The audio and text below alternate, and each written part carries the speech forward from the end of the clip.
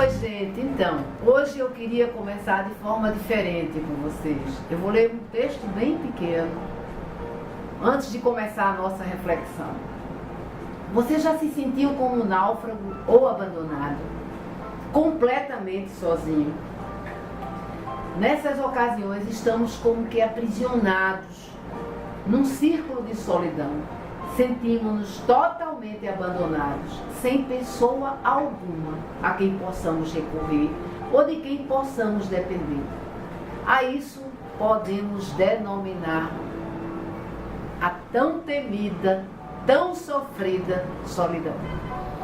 Algumas pessoas têm me pedido para falar sobre esse tema. E esse tema da solidão verdadeiramente é muito significativo, porque na realidade qual de nós já não passou por uma solidão? Existem vários tipos de solidão. A gente se sente só quando a gente perde um ente querido. A gente se sente só quando a gente muda de ambiente, um local onde a gente se encontrava totalmente ambientado e vai viver em outro onde a gente não conhece ninguém.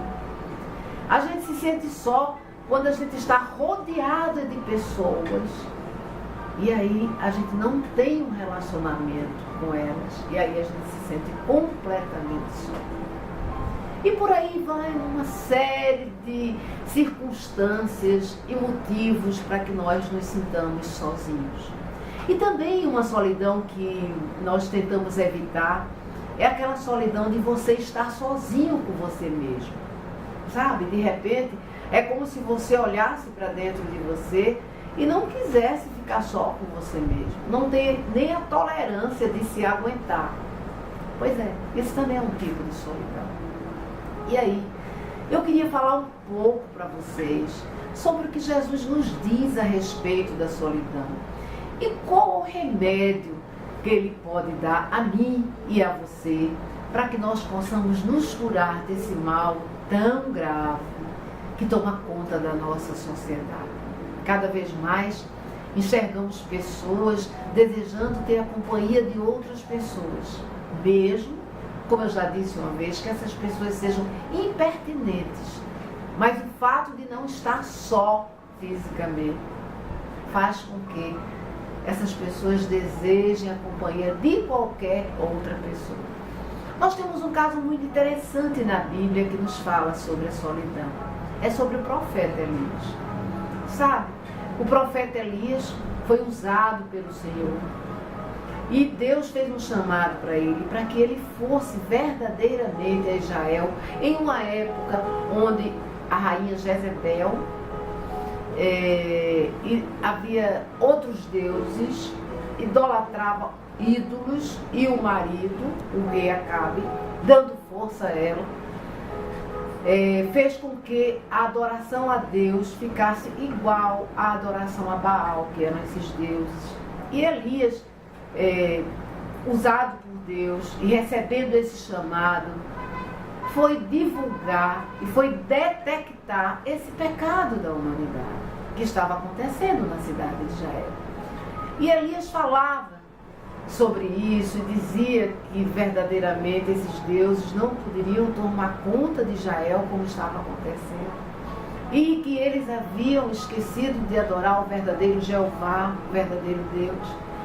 E a proporção que Elias ia pregando, ia falando, ia esclarecendo as pessoas, a rainha se tomou de um ódio tão grande do profeta Elias que ameaçou matar.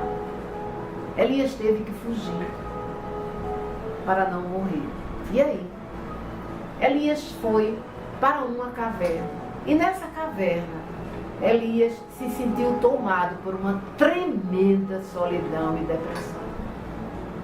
Na cabeça de Elias, ele imaginava que só ele entendia de Deus e que só ele sabia da verdade de Deus e que os outros não adiantava ele falar. Então, a primeira coisa que Deus fez foi chegar junto de Elias e perguntar: Elias, por que você está aqui? Na proporção que Deus faz essa pergunta a Elias, Deus está querendo se revelar a Elias. Uma coisa é Deus se revelar e você ter a consciência dessa revelação. O que é que Deus quis dizer para Elias? Elias, não importa. Se eu estou contigo, você não vai estar só. Então, no momento que a gente tem essa consciência de que Deus está se revelando a nós e o nosso coração está disposto para isso, nós em primeiro plano, nós vamos saber que não estamos mais sozinhos. E às vezes até para a gente buscar esse caminho com Deus, saber que Deus está conosco, é preciso até que nós estejamos sozinhos. Eu sempre costumo perguntar às pessoas, muitas vezes, os familiares das pessoas que estão em cima de uma cama, por exemplo, que estão passando por uma enfermidade, que estão isolados por qualquer doença.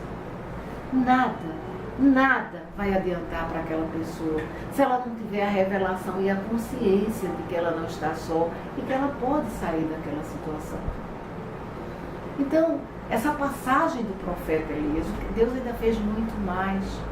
Deus fez com que Elias se alimentasse. Deus usou instrumentos para que levasse comida a Elias durante 24 horas. E a gente não se apercebe de que às vezes quando a gente está assim, outras pessoas chegam junto da gente para fazer o bem, para nos encorajar, só que nós não tomamos a decisão dentro de nós de caminhar nessa direção. Para a gente sair da solidão, a gente precisa ter decisões que façam nos despir do desgosto e da tristeza. Porque um coração de amargura, desgosto e sofrimento, jamais ele pode ficar em companhia de outros. Por outro lado, nós temos que romper a barreira para ir de encontro a pessoas que pensem como nós e que nós possamos nos fortalecer através de relacionamentos que falem a mesma língua. O que Elias não estava sentindo. Nós com certeza vamos encontrar pessoas que podem ser diferentes de nós, mas em que em determinado momento possam nos entender e possam falar a nossa linguagem. O isolamento contribui para que o coração fique mais sozinho. Às vezes nós temos medo de quebrar essa barreira. E essa solidão que nós sentimos, ela precisa ser tratada. Como, Angélica, pode ser tratada? A resposta vem de Deus. No momento que você confia em Deus e você sabe que Deus pode trazer cada vez mais bênçãos para você e para a sua família. E no momento que você decide tomar uma decisão de escolha de caminho que não esteja encharcado de mágoas, de ressentimentos, de retaliações. E aí você possa substituir isso por reconciliação, por olhar para um mundo onde você possa verdadeiramente se colocar e onde você tem o seu lugar. Todos nós temos algo para fazer. Todos nós precisamos fazer alguma coisa por alguém e primeiro por nós mesmos. Nós precisamos nos aceitar do jeito que nós somos, com as nossas limitações, para que nós mesmos não nos rejeitemos e assim não teremos problema nenhum e não vamos nos importar com os olhares, às vezes atravessados e mal interpretados de outras pessoas. A solidão tem cura. O que é que cura a solidão? A confiança naquele que nos prometeu, que nós sempre agradecemos a vida que Ele nos deu e as bênçãos que nos são dadas diariamente. O apóstolo Paulo diz que um coração alegre, um coração não sofrido, transforma o nosso rosto. E as pessoas precisam de nós, e nós precisamos da pessoa. Solidão, nunca mais. Para a semana. Eu quero você aí me assistindo.